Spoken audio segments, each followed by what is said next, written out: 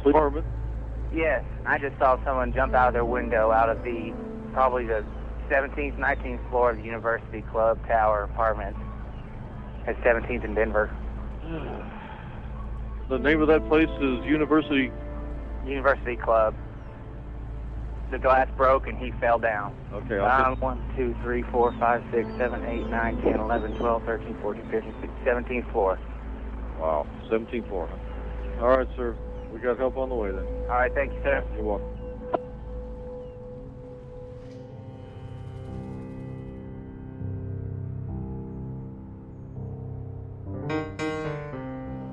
Some days it feels like a million years ago, and you feel like this part of your life has been your whole life, because it's a whole nother world. I mean, you have to be a whole nother person in here.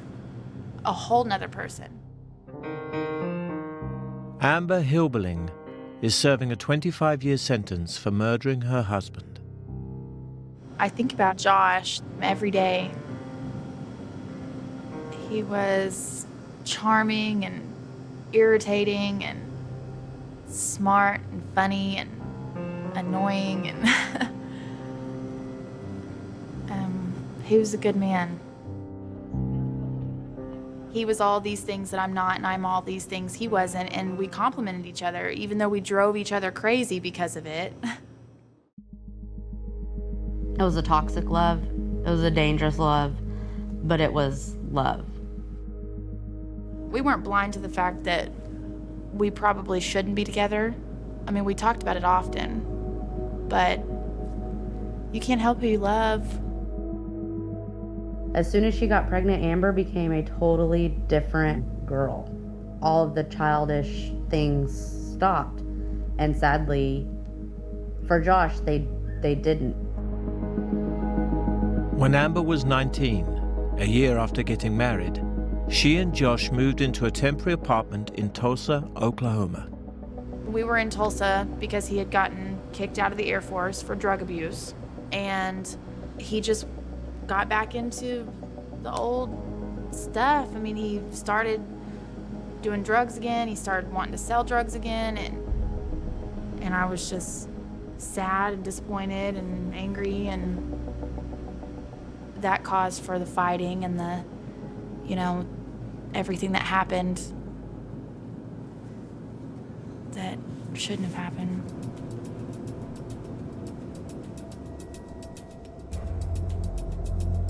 The glass broke and he fell down. 1, 2, 3, 4, 5, 6, 7, 8, 9, 10, 11, 12, 13, 14, 15, 16, 17th floor. I got a call of a possible DOA, which is dead on arrival. We didn't know if we had a suicide or an accident or exactly what had happened. It was a domestic case. It was a falling case from a very high distance, and you don't see that very often. I got here, I got out of my car, was directed to the 8th floor parking level.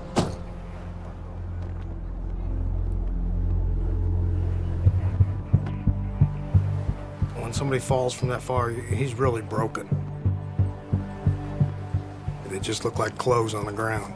But you could tell that was a human being at one time, and that kind of makes an impression upon you. At the scene, police found Josh's wife, Amber. She'd already made a phone call to her grandmother. Amber was standing over there, and when she seen me, she grabbed a hold of me and said, "Grandma, he's dead." And she said, and I pushed him, and I said, "Do what?"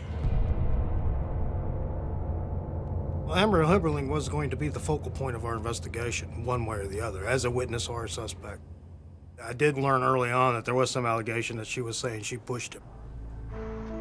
Amber and her grandmother were driven to Tulsa Police Station to make a statement. They put me in the front seat. I wasn't under arrest. And let my grandma come and sit in the interview room. Of course, I thought they were just being the good guys and wanted the truth. This is the interview room that I put Amber and her grandma in when we got down here. What happened in that room over the next 62 minutes would change the course of Amber Hilberling's life. This is a room where we can sit, we can watch on television monitors, we can observe the people in the rooms to make sure that they don't need any relief break or anything to drink or something like that. We can kind of watch them and listen to them. All I kept seeing, like, I just held his broken body. While this was going on, I was just writing my reports and started overhearing some of this stuff and had the recorder turned on so we could start recording the information that she was saying. At least if I can go back and take back the push, at least I can save him. The push? The push, I pushed him against the wall and he, oh my God. Many times in that room, when we ask questions, we get just bold-faced lies. But when you're talking to your grandmother, you can pretty much think you're getting true stuff. I killed him. Stop talking like that. That is probably the most truthful that I've seen anybody be in that room. Throughout their conversation, Amber and her grandmother were unaware they were being recorded. God, why did I do that? I was angry that you could do that to somebody. You're supposed to be read your rights in America. You have the right to this and the right to this and right. They didn't do any of that. I just want to go back. Please, I just want to go back and just not push him, just catch him, something. I'm in shock and I'm going back and forth in my mind between this is what just happened and this is why and this is what's going to happen afterwards. And I mean, all these things are kind of coming out of my mouth at once. When they come in, say, I don't want to say nothing until my attorney gets here. If you have a camera in front of you with a blinking light on, you assume that it's recording. But if it's a hidden camera and you don't know what's there, it's hidden for a reason. We have to do what we have to do. The law allows us to do that. We did it. I just want to be with Josh. Something happened in that room where he ended up dead. And she caused that.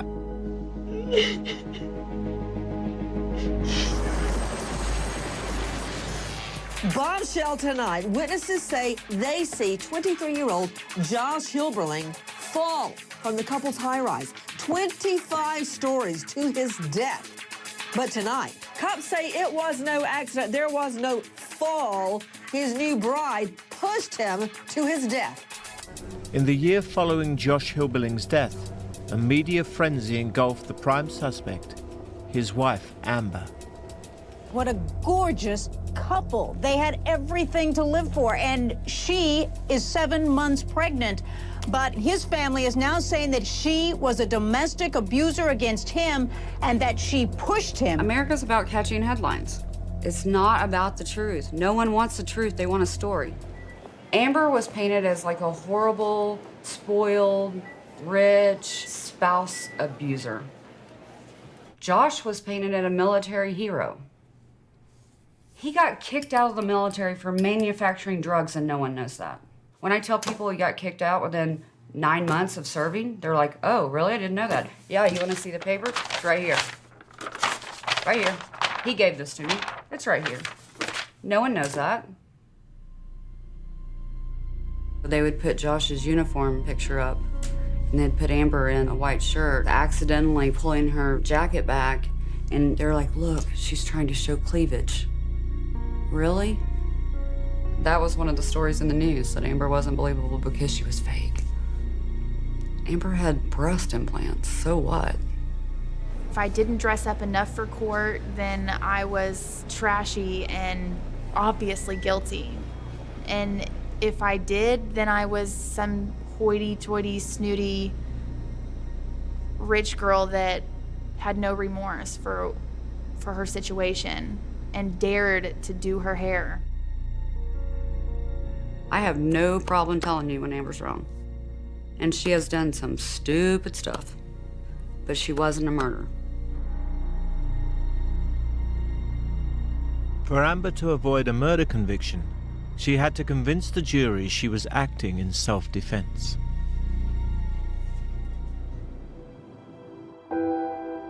In April 2013, a jury found Amber Hilberling guilty of second-degree murder.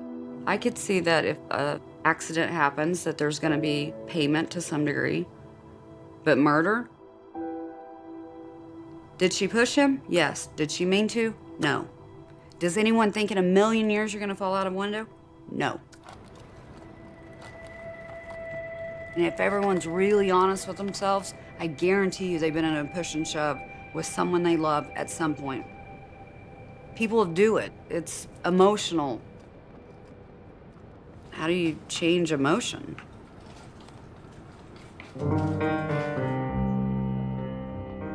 Now aged 24, Amber has spent 3 years in a medium security prison in the heart of Oklahoma.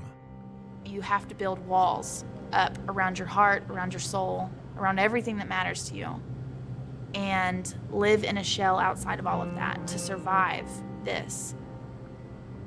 Showing vulnerability in this type of place, it only gives people room to prey on you, more or less. So to avoid that, you kind of have to put air in your chest and walk around like you got this when you really don't got this. I've never tried to make it sound like he's just the big bad wolf and I'm Little Red Riding Hood that's running for her life. It wasn't like that. We were both young and we were both selfish in our emotions because we were young. And I think that if it would have happened later on in life when we were both a little bit more grown up, then yeah, I think it would have been, it would have been happily ever after.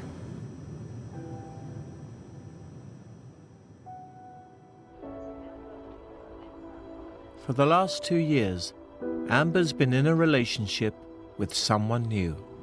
Patricia, she is my girlfriend. We've been together for 2 years. She's taught me more in 2 years than I've learned in my entire incarceration.